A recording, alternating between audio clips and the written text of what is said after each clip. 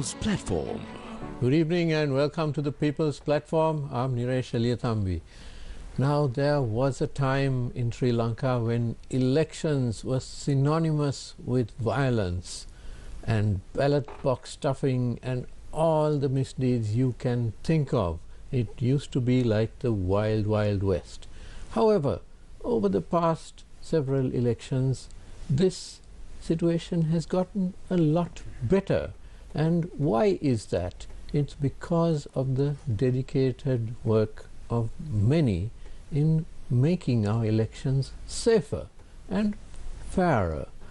Now, to discuss all this, especially with two key elections coming up, we have with us this evening Mr. Rohana Hettiarachchi, Executive Director of PAFFREL, the People's Action for Free and Fair Elections, and Mr. Manjula Gajanayake, Executive Director of IRES, Institute for Democratic Reforms and Electoral Studies. Welcome, gentlemen.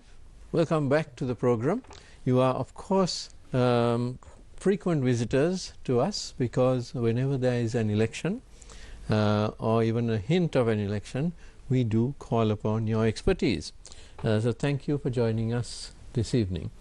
Let me start with Rohana. Rohana, now with the present presidential election campaign going on, what's the situation with regard to electoral violations? Any insights into how it compares with previous elections? Now, for the presidential elections, we have our candidate, and they have started their campaign from today itself, because the nomination was concluded yesterday. But in reality, we know that they have started their campaign almost 3-4 months before, including the ruling party and also the main opposition parties. They have started their campaign because, you know,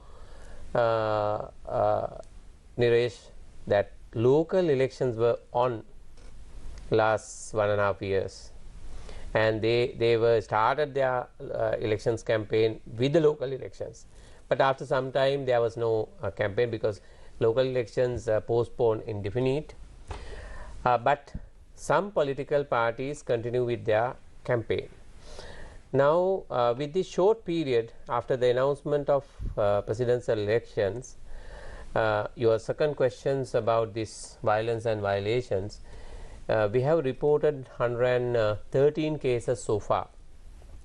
Out of these cases, only 5 cases related to violence. One incident, I think there were one person injured and admitted to hospital also.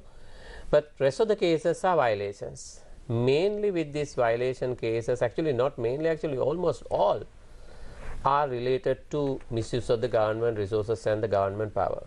Number is not maybe big, but the impact for the elections on these cases, because in some cases, even in one individual cases, even it won, but it will impact for the whole election, for the whole country. The last couple of weeks time, the government was trying their best to use the government resources and the power for their candidates. So this is really unfortunate situation in these elections, because, you know, it will affect for the equal playing field. So it's already they have violated the law. Manjula, can I ask you to describe what is meant by misuse of government resources and why is it so important? Yeah, actually it seems that not a special feature, but it seems that it might be a dominating factor in this election. As Ms. Rohana correctly mentioned, actually we also have received more than 50 cases related to misusing of public property. It is coming under various categories. Basically these days what we are seeing is actually that the most of government entities, including ministries, board, authorities, those kind of institutions are actually, you know, that they have allocated budget duly approved by the parliament. Okay, but you know that such specific funds have been approved under the various categories for special projects and programs. That's okay, right. then it is not related to elections at all. Okay, then what actually those ministries and ministry authorities are doing is that actually those funds are using for electioneering, election propaganda. It is totally misleading and it is totally illegal. Okay, that's why I mean, additionally to the basic laws of the country, including related to this specific election, like number 15 of 1981 Presidential Election Act, as well as the Supreme Law, the Supreme Court, the Constitution. Other than that, soon after election, actually, Election Commission has published an order paper, like actually including those that including those guidelines and everything in a paper. Then that is what that is why actually Election Commission is always publishing such a paper. Then we know as candidates, election observers, everyone can understand what should be done and not.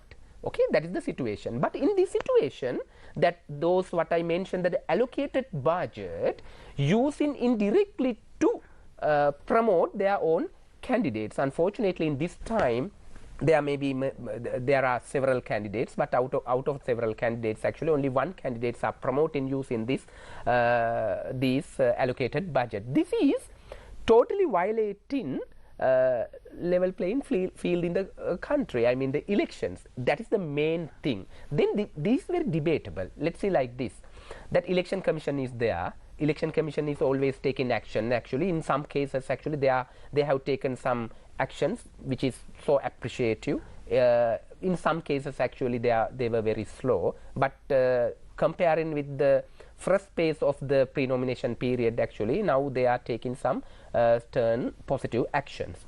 But when it comes to the violation of, I mean, misusing public property, it is very debatable. That means once Election Commission written letters to those authorities, let's see, now they have written a letter to the President's Secretary one time. Actually, the Election Commission requested kindly to stop all the promotional work, as well as donating some funds. If they donated, actually what Election Commission suggested, actually they can disperse, they can implement any of development projects without inviting political authority. It is very simple. But the reply was very strange, because that the President Secretary has mentioned that actually Sri Lanka is a bankrupted country and people needs more assistance from the government. Therefore, actually they are willing to continue this support. Then therefore they are not willing to stop. That is the reply they received. So let me get this straight. The Secretary has said that they will continue to violate the law because we are a bankrupt nation, a bankrupt government? Definitely. That is my understanding, because you know, I mean that when it comes to the President Secretary, actually he's a good person. I know that actually, I mean he has done many good things, but unfortunately he also a victim of this huge campaign. That is what we've seen. And also maybe he's the highest official of the country, and Election Commission, there's independent commission. Then when starting argue and separation of powers, actually, then when it started to argue on these matters, you know that election campaign is always very short time period. This time we have 56 days. We have to sort out everything within this 56 short time period. Then we don't have enough time to argue. Then we have to take actions. Then when it comes to your questions, then ministries, not only misusing public property, some of officials attached to those ministries and other state institutions, you know, those officials actually don't have political rights. Okay, especially staff officers and executive officers.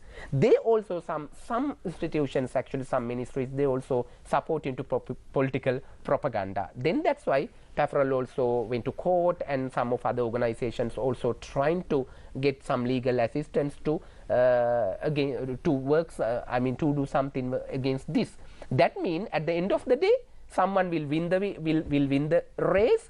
Political authority will not support those officials. Finally, actually, they will get punished. That's the system, if this system working properly. In other cases, actually, what we are seeing that ports and that authority and other semi-government entities, actually, those are, we can't see actually that the executive and staff officers, in those cases ministers or other persons are appointing those persons. Basically, most of organizations are heading by political appointees. Those political appointees are violating election laws. They are heavily misusing public property to promote their own candidates. Actually, only one candidate. That's the situation here. Rohana, what's the remedy to this? Now we see them blatantly breaking the law, the election laws, and they know it. The public knows it. Everyone else knows it. But they will continue because there is something that they are hoping to gain for their candidate to actually win, and they don't mind getting pulled up by the Elections Commission when they get caught. But we only have 35 days to go for the election. So how does the Election Commission stop this? If a ministry or an authority or a state-owned enterprise simply ignores the instructions of the Election Commission and continues on their merry way, what can be done? Because it does have a big impact on the election. Yes, the Elections Commission is trying their best to control this, issuing circulars everything every week now, even before they start the nominations.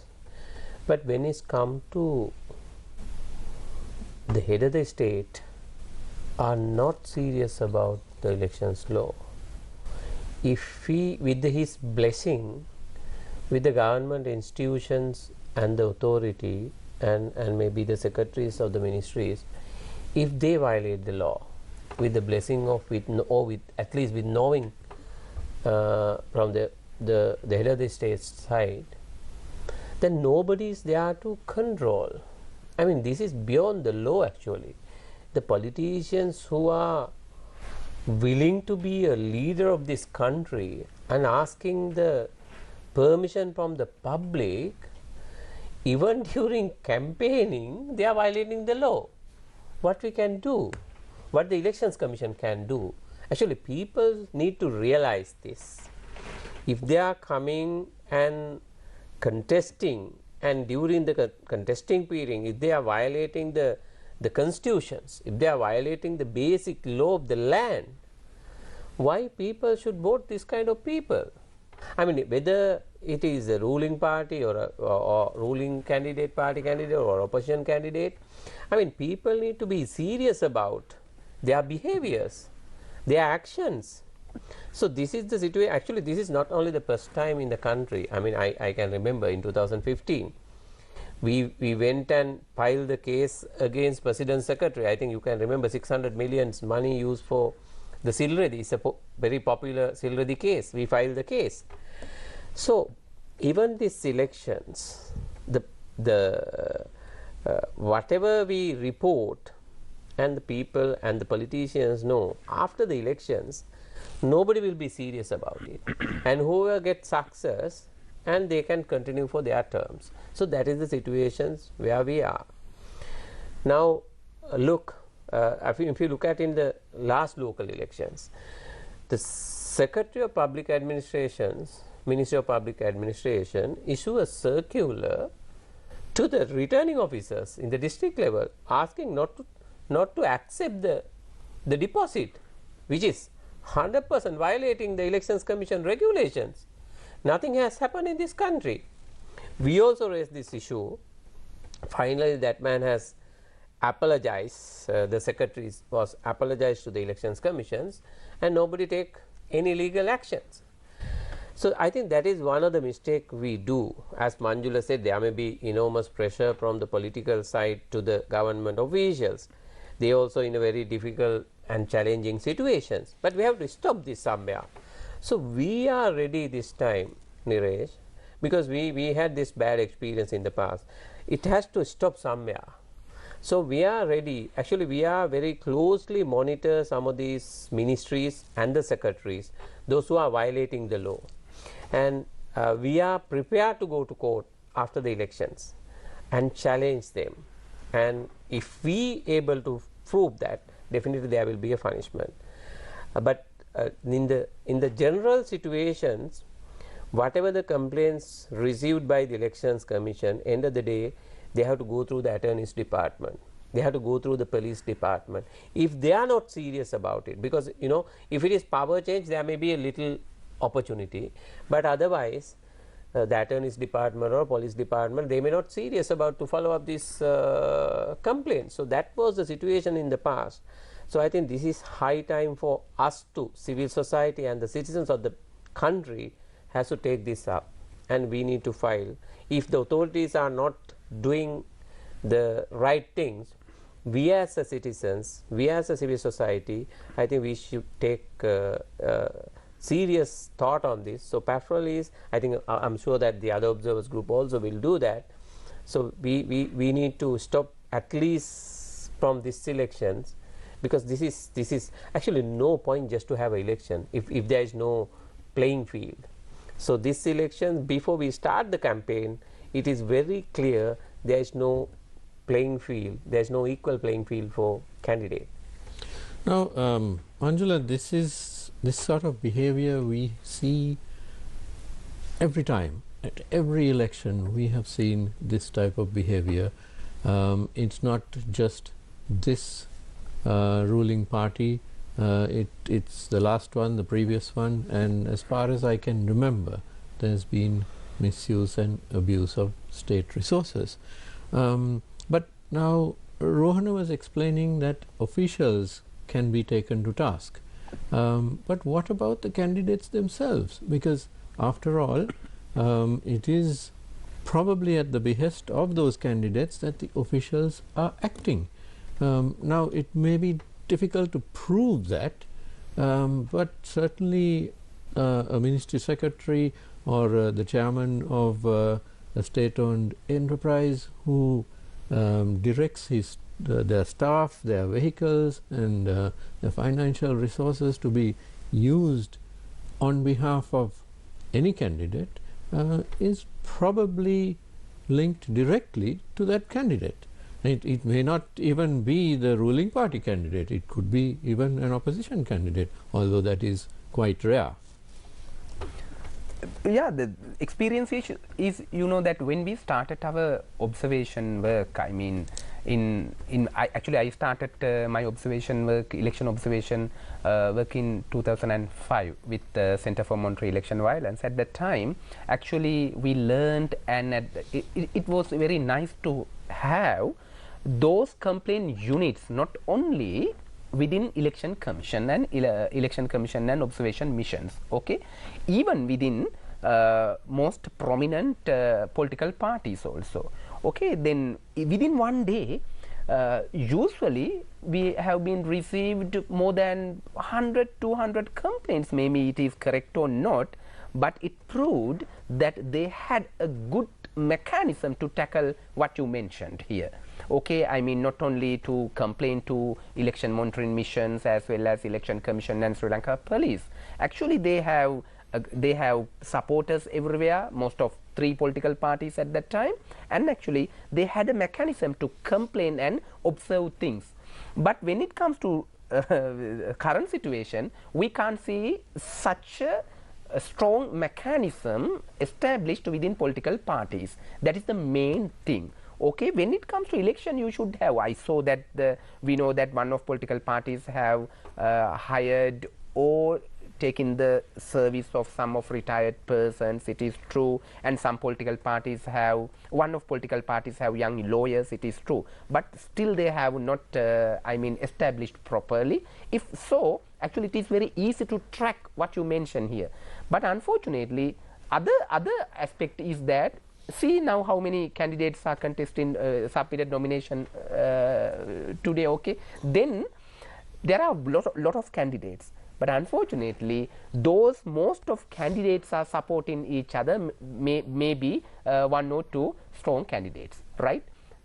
Basically, technically they are henchmen, just supporters. That means they are not within the system. They don't know how to tackle these things and observe as well as complain. That is the thing. Other than third point is that there are 86 political parties to have been enacted, now 84 political parties. Out of 84 political parties, usually that traditionally in Sri Lanka actually even half of political parties are not contested at any election. At least there should be a criteria. If you don't have Pradesh Sabha local government member within your political party, actually you shouldn't get the ticket to contest as the presidential candidate. But unfortunately they don't have a mechanism as well as the genuine idea. Therefore, actually they are not worrying to observe as well as they are not worrying to complain. That is the lack. And also election commission can thoroughly or not regulate, actually closely monitor what political parties are doing. But unfortunately this system has been collapsed. That's why actually we are observing such kind of loopholes. Then we have to fix this, sort out these problems somehow. So we definitely need to do something about the election laws of the country, and I'm sure that your organizations will be looking into this, and you must be looking into it already. But of course we have 2 key elections coming up in the next few months, and the law is not going to be changed by then. Rohana, could you take us through, now Manjula spoke to us about the fact that there are 84 political parties and multiple candidates. Who can actually be a candidate in this country? Who can get nominated? What is the criteria? Okay. So Niresh, I think I will ask that questions, but before that I wanted to give some hopes on this violence and violations, breaking the laws. I mean, I got the document before I come. I look at the previous report. I have a couple of reports, but I will say a few things on violence. I mean, comparisons from 1999 according to our report. From the 1999 presidential elections, violence, we have reported 1,462 violent incidents. In 2001 parliamentary elections, 562, reduced 0.5% or more than half. 50%, yes. Yeah, and then the 2024 parliamentary elections, 295, and then again 2005 presidential election, 172. So it has changed drastically. I think I can remember we had a campaign, I don't know, I'm sure that you also can may be aware, ballot without bullet. Yes, indeed. In early 90s or early 2000s. So we had a situation where every elections are fully occupied with violence, shooting incident, at least 30-40 people die. And the last incident which I can remember in, I think 2001 in Udetalavini, the famous murder, 7 people and shot and died in one place. So that was the last one. I mean, after that there were some isolated cases. So but what I am trying to say, we in a sense, not PAFFREL, the election monitoring body, and also the elections commission, police, the civil society, media people like you, and of course I can remember that we invite all the political parties, the leaders into one stage and appeal to the public not to do any violence. So with all the teams, with all the stakeholders, we managed to reduce violence during last 2 decades, 2 to 3 decades. So we can have a hope for election violations, misuse of public property also in the future. I think we have to work together again. The questions about the qualification for candidate, that is really important question, because when I address some people even the last week, around 100 odd people, Sinhalese, Tamil, Muslim all together, when I ask what are the qualifications, somebody says that it should be Sinhala and Buddhist, and someone says he or she should be married also. So that is the level of educations in the public. But according to the law, you should be qualified enough to be a voter in this country. That's number one.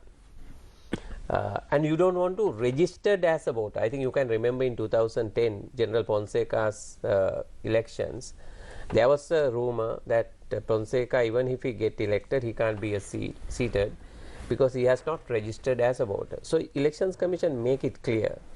You don't want to register as a voter, but you should be qualified enough. So that's number one. That means you should be a Sri Lankan citizens. And you can't be a dual citizens, of course, right? That is disqualifications.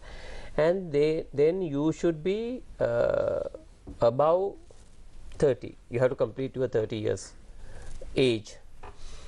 And then, of course, the mentally and other minor things are there. And if you are contesting independent group under the independent candidate, not the group actually, independent candidate, you should be a parliamentarian. And either you should be a present parliament or previously you former parliamentarians. You have to prove with the Secretary General's report. So that is, those are the basics criteria.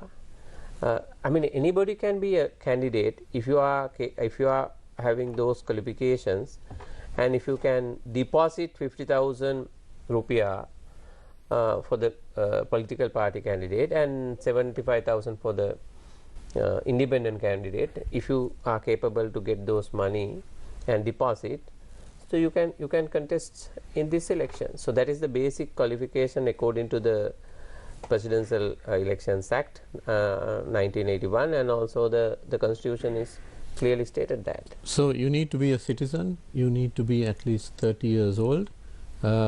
If you're coming as an independent candidate, you need to have been an MP or former or present former MP. And one more thing, if you are seated as a president for 2 terms, elected by the people, then you can't contest for the 3rd term. So that also there.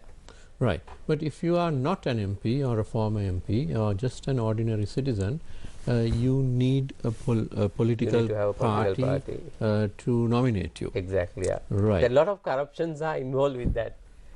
Yes. I think in these elections also we have noted that the big issue on that the money has given for the parties to get the nomination. That's, I mean, I think it will come out. Yeah, so let me bring in Manjula again. This registering of a political party, again, when I read the law on it, I was quite flabbergasted. It's not easy to do, is it?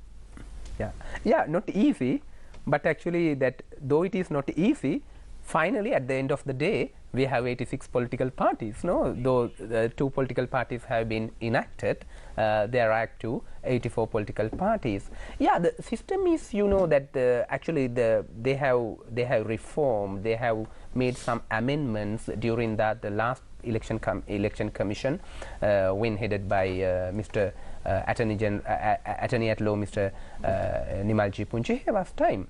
But basically what you mentioned, that yes, if you need to register political parties, actually you have to do some community political related work at least minimum 3 to 4 years. Okay, that those political activities we have to invest, we have to spend money that use in your own account. Okay, that the purpose, I mean, if maybe the organization will register to organization or entity, registered entity under any of the authorized corporation act or anything, then you have to spend money using that own account.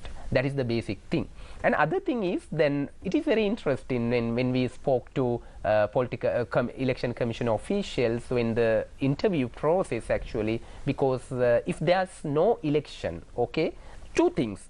If there's no ongoing election process, as well as if there's no like the court case related to political parties. You saw that last time, actually, that the Mullaitivu districts, that 2 local government entities, actually, that has postponed elections almost 6 or 8 years. During that time, election commission couldn't call political party registration because actually there's an ongoing court case related to political parties. Other than that, they can call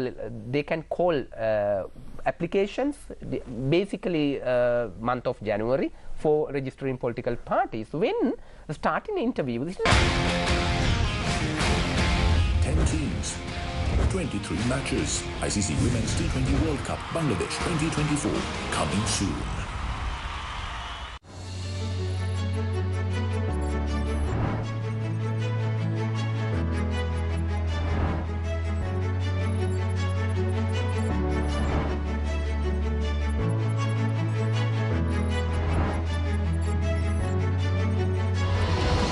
The People's Platform.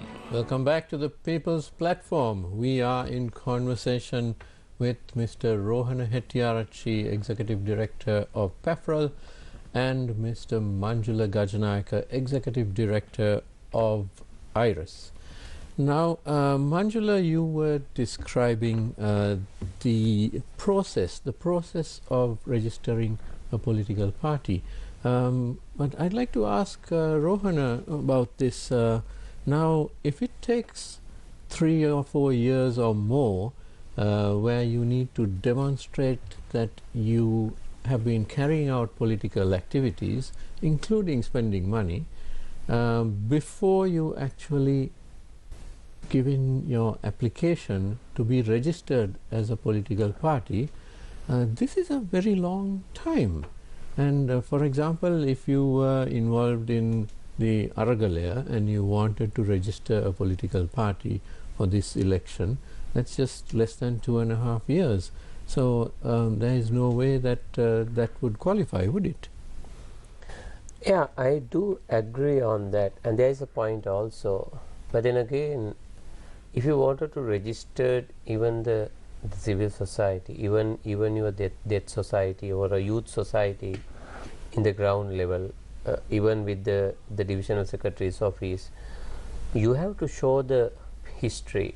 You have to show the history, what you have done, and what is your financial expenses, and you have to show the reports, all the AGMs, how you select your representative. So everything, I mean, not only the political party, that is the generally, I mean, if you wanted to register some entity, you have to fulfill those requirements. The political party, only one point I do agree with you, because in situations like Aragalaya, there can be a new leaders grooming very shorter period. So within that shorter period, if there is the elections, and if the person can get attraction from the public, or the person do have goodwill and good vision and everything with him, but if he doesn't have a political party, then he have to go with this corrupted political system, because he has to buy the political party, or he or she has to do many things. Just out of curiosity, how much does it cost to buy a political party? I know you can't say for certain, yeah. Because it's not sort of advertised in the newspapers or anything. Yeah. But just a guess, a ballpark figure: 100 million rupees, 500 million rupees. It can be even. I mean, it's buying the party and getting the nomination is different. Sometimes even getting the nomination, you may have to spend around 30-40 million, right? To buying the political party, it may be bigger than that. So it's a big business now. But it's illegal. You can't. It's illegal. You can't legally buy a political party. Even, I mean, during let's say last 5 years, there are a couple of people approached to me also and asked whether I can support to purchase some political party or get the nomination through the political party. So I told them that you are talking to the wrong person, right? Absolutely. But that is the situations. But even with this very strong procedures, in Sri Lanka we do have 86 political parties, and 84 now there are 2 parties are suspect. And I have a different view on this political party registration. Of course, we have discussed with the Elections Commission. Elections Commission also has their own proposals. I think there should be a level of political parties, because you know now, I mean, if you look at the parties, those who have contested presidential election, for example, from 1982 up to now, some of the candidate, some candidate, they are continuously contesting the party election, right? But they were not able to get at least 0.5%. So what is the point spending millions of money of this public money in Sri Lankan citizens? But we do respect some parties, some leaders, those who run purely, they may clear that they can't success, but they have their own political ideology. So they are trying to get the space to take this to the public. So there are some candidates, smaller parties, they are contesting every election, they are coming up with their political ideology. That we have to respect. But many of these parties, those who have registered and those who have official status, so they are playing with this. So if we are more open or more simplified, there will be thousands of political parties are coming up in this system, and it will be end up with corruption, big corruption, even up to now that's there. So I think there should be a system where the parties can register in local level. This is my opinion, local level. Those who are not contesting for parliamentary elections or presidential elections, so they can come up to that level after some time, once they establish their local level representations. So there can be some parties, even the provincial level or something like that. Then once you become if you have a cross country representation, then you can contest the presidential elections.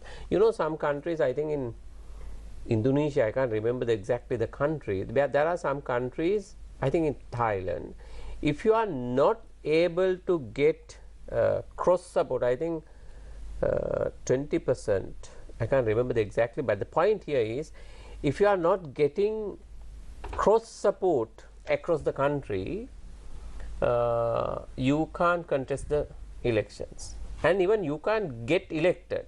If let's say, for example, now in Sri Lankan contest, if the candidate who got success vote from the southern part, let's say we are not, he or she not getting fair number of percentage from east or north, then he is not qualified enough. There are countries, they do have some law, if you want to become a president, you have to get certain percentage across the country.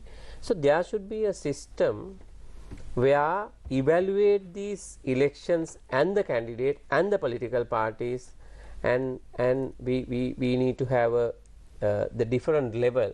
I mean, I appealed the Elections Commission, the recent meeting, I mean 1 week back we had a meeting with all the elections observers group. I appealed the chairman and the commissions, you have to monitor this candidate, whether these candidate do their real campaigning, or whether they are supporting some other political parties, or whether they are giving or trying to get only on the media space, because there are various other benefits which they are looking at. So the Elections Commission's, our proposal was to monitor that and make a decisions, and they can direct the policymakers to change the political party registration law or elections law based on that observation. I think there should be some limitation. So I have a different view. I'm fully respect to the democracy, that every citizen should have a right to contest either political party or independently, but then again you can't misuse the democracy. So in Sri Lankan contest, what I am learning now, what I am experience, people are misusing the space of democracy. But Manjula, now it's difficult for a citizen to register a political party, but if you are an MP or a former MP, you can do so quite easily. Yes, definitely. But isn't that in itself defeating the very purpose of democracy? Because if you have a bunch of MPs who are corrupt or believed to be corrupt, as a lot of the public perceive the present, many of the present MPs to be, then the present MPs could go and register parties, but citizens on the other hand cannot. So knowing that we have a flawed system where corruption and mismanagement is rife, this not having a level playing field where registering a political party is concerned seems to be a bit anti-democratic. Yeah, no, you know that having a political party and the presence of political party is a great symbol of democracy in a country, as well as actually that the political rights as well as engaging with political activities in all aspects. Having a political party and presence of political party is a great thing in any country, any democratic country. But unfortunately, what you mentioned, I'm totally agree with what Mr. Rohana said. Actually, there should be a mechanism to track these down. Otherwise, what will happen now? You see that now political parties are in unchallenging position. No, there's no testing ground. There's no any mechanism to test. Even Election Commission also have not empowered to tackle these issues. That is the thing. Then, as you mentioned correctly, yes, citizens are there. Actually, they don't have any approach and any access to political parties, because not only if they are a citizen, actually, if they have enough money, then they can take people, that MPs or former MPs or like that, then at least they can address, they can meet that criteria. Okay, that is the system. Then that's why we have to be concerned very much on the system. Then that's why I agreed that what Ms. Rohana's proposal, actually there should be just changing laws, amending laws only, you will not be able to fix this problem, sort out anything. Okay, then there should be a change in mindset also and attitudes, as well as the political culture. This is the holistic approach, but no one can take, at least if you we have not seen that, at least that the academia as well as clergies, and they should come forward and discuss these matters, not only Election Commission and observers and media. Okay, it is responsibility of theirs also, because all of us this country belong to all of us. But unfortunately, that one of few sections are only talking on this issue. Now, Rohana, we were discussing before the program began that PAFFREL has come up with an interesting document, which you brought a couple of copies here, and this is intended to guide candidates and political parties on how to prepare a manifesto. Am I correct? Yeah, exactly. Yeah, exactly. And thank you for taking to consideration in these discussions as well. We thought to have some sort of discussions on this matter. I think we all know that the manifestos is the social contract between the political party and the citizens of this country. But unfortunately, all these manifestos which has provided by the political party or produced by the political party, they were not serious about the participations of their own supporters or even their parliamentarians when they build this manifesto. So they are unaware. And also sometimes the leaders also not fully occupied with this manifesto. Someone else is doing, maybe the academia or some colleagues of those who are supporting the political party. They will produce this nice document. All the good things are into it. They bring everything into it. But nobody is serious about implementations. and there is no procedure or process to monitor that also, because nobody is serious, including the citizens of this country. And but this is the basically the social contract, as I mentioned, between the party and the voters. So the people vote in theory considering this manifesto. This is the we call it Porondu Patraya. But after the elections, nobody will consider to implement this. So our proposal was to the political party. Actually, we had done consultations with political party, observer group, academia, and some politicians, leading politicians also. Actually, they were very happy with this document. What we were trying to do is, we were prepared some outline, the framework, what should be in it, and what should be the framework of manifesto. Basically, we are demanding, when you bring your policy into it, and you have to have a action plan on it. In that action plan, you need to tell us what is the time frame which you are going to implement. If you are coming with some policies, then you have to tell us what under that policy, what are the actions you are going to take within the 5 years period. Then in what is the time frame of that? So in the first year, what you are going to do, the second year, what you are going to do, and number two, you need to tell us, or you need to at least serious about what is the cost calculations. I mean, we are not asking the detailed things, but at least they need to serious about what is the cost related to that action. And also they need to tell us how you are going to raise that resources, either loan or either local taxpayers money or whatever. And they need to tell us how they are going to implement, how they are going to monitor. And also we are asking them, it should be a I mean, when they become a government, they need to discuss, they need to brought this to the parliament, and this should be the first discussions in the parliamentary debate. And every year annual budget should go parallelly with their manifestos. So that is our basic. I mean, there are many other elements which we are discussing, but basically it should be implementable document. From the beginning, when they draft this, they need to serious about how they are going to implement. Then the citizens of this country also can monitor and can get the idea what is this party is going to do within for next 5 years.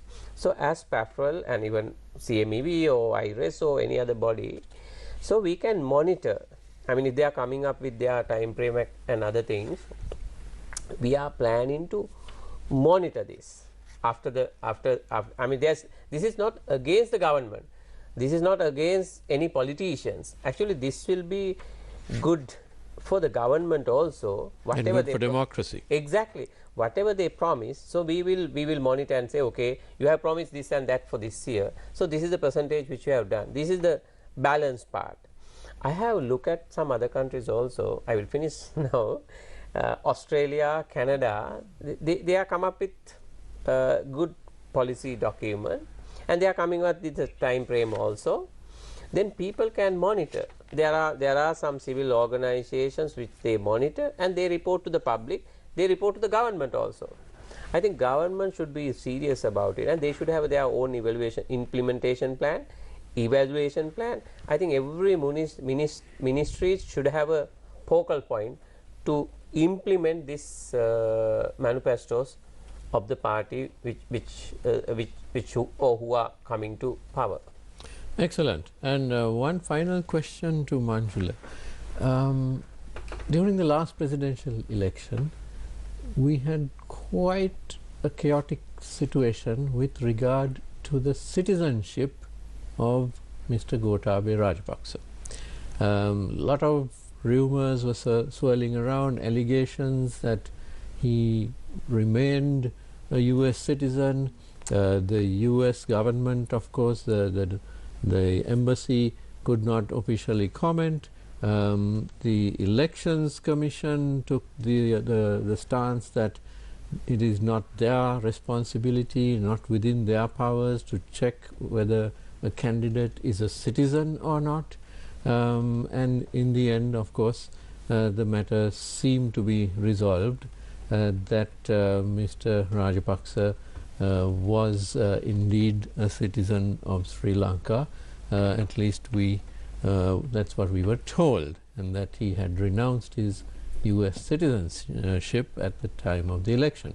Has this situation been resolved? Could any of the current candidates also be dual citizens, or perhaps they are not citizens at all, because we had a state minister sitting in parliament for more than 2 years, enacting policy on behalf of the government, and it turns out that that state minister probably wasn't a citizen of this country at all, where you basically had a tourist who was in government. There is a case going on this, so let's not prejudice that.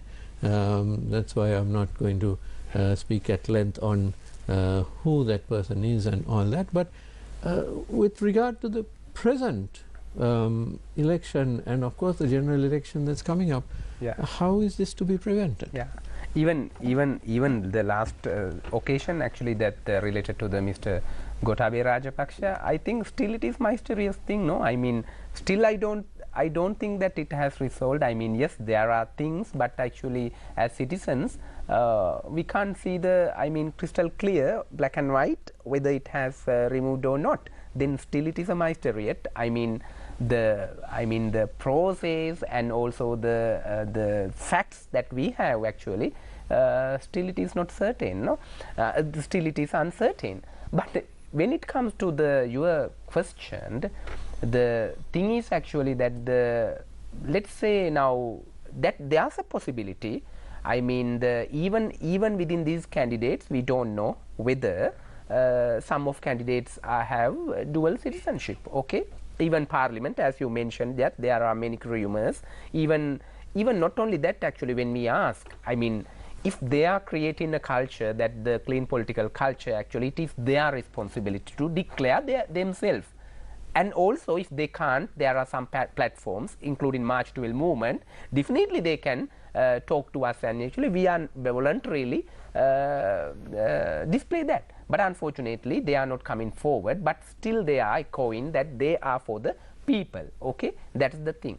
But at that time, when you are asking what is the remedy, my understanding is that this is the thing.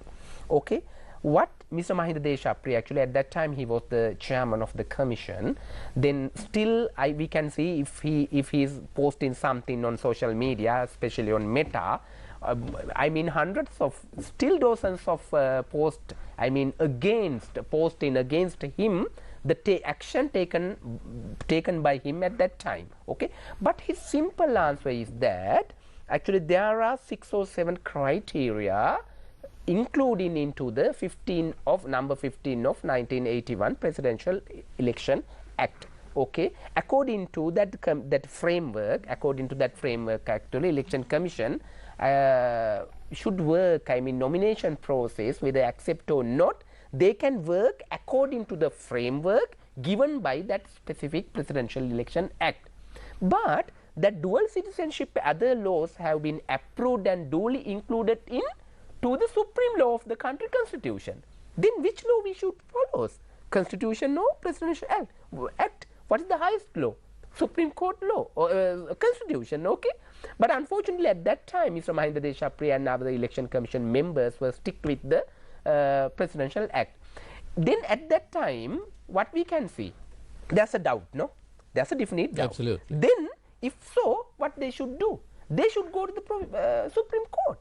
Then clearly they can ask, there's a doubt, what should be done?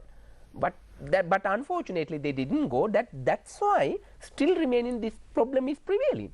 Then the simple remedy, I am not going to suggest any other alternatives. Even this time actually, even this time period, okay, now nomination have been accepted, that if they have doubt that there may be some presidential candidates that have dual citizenship, then easily they can go to court, Supreme Court, and ask what should be done. That's it. Actually, other than that, I don't think that there may be any other remedy. And I'm afraid on that note we are out of time. My thanks to Mr. Rohana Hettiarachchi, Executive Director of PAFFREL, and Mr. Manjula Gajanayake, Executive Director of IRES. Thank you very much for joining us this evening, gentlemen. Thank you. And thank you to you at home for watching. Don't go away, the news is coming up next. Have a good evening.